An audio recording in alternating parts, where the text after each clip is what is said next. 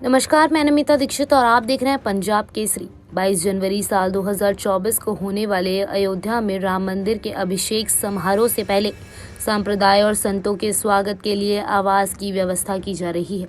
इसी बीच अयोध्या में 50 Thailand lands में बंद 6 टिन सिटी की तैयारियां चल रही हैं।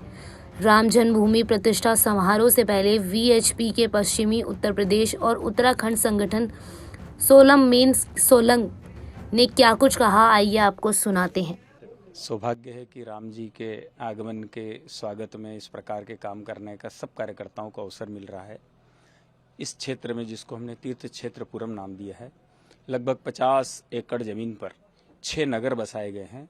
6 नगरों में से 4 नगरों में लेड बाथ अटैच 1500 कमरे बनाए हैं। आपने अभी यहाँ देख लिया है, इन कमरों में ऐसी व्यवस्था है।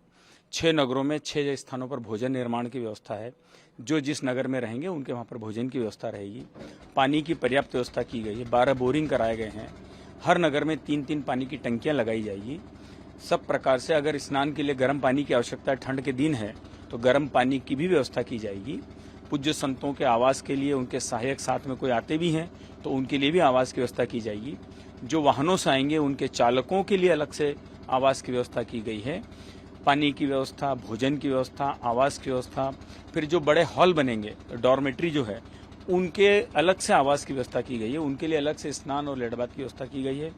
यहाँ से जन्मभूमि मात्र 1-1.5 किलोमीटर दूर है, तो यहाँ से वे आसानी से जा सकें, दर्शन करके आ सकें, ऐसी पूरी सारी व्यवस्थाएं इस क्षेत्र में की जा रही है। जैसे कि आपने बताया कि 6 नगरों बनाए गए, तो इन नगरों में प्रत्येक नगर में कितनी कैपेसिटी के कमरे हैं, कितने लोग इसमें रुक सकते हैं और कुल टोटल ऑल ओवर कितना ये? हर नगर की अलग अलग क्षमता है। तो कहीं पर 900 कमरे हैं, कहीं 700 कमरे हैं। तो हमने जगह के हिसाब से नगर बनाए, स्थान के हिसाब से। लेकिन इन जो 4 नगर हैं, इन नगरों में 1500 कमरे हैं, तो करीब 5000 लोगों की व्यवस्था तो यहाँ है, जो 3-3 लोग ठहरेंगे। और बाकी जो है, हमने डॉर्मेट्री 2 नगर बड़े बनाए हैं, उनमें बाकी लोगों की व्यवस्था है। तो कुल मिलाकर फिर दूसरा इस तरफ बाईं तरफ जो सामने व्यवस्था है, ऐसा हमारा 15,000 लोगों का यहाँ पर आवास की, भोजन की और सब प्रकार की व्यवस्थाओं की तैयारी है। अलग अलग जो BSNL है, आइडिया है, अलग प्रकार की जो मोबाइल कंपनी है, वो भी अपने टावर लगा रही है, क्योंकि इतने लोग आएंगे तो उनके मोबाइल हैंग ना हो, इसलिए वो भी अलग से व्यवस्थाएं की जा रही है। कब तक ये पूरा बनकर कंप्लीट हो जाएगा और कंप्लीट होने के बाद क्या कुछ इसका एक्सपीरियंस रहेगा? हम 5 जनवरी तक पूरा करने की हमारी पूरी तैयारी है।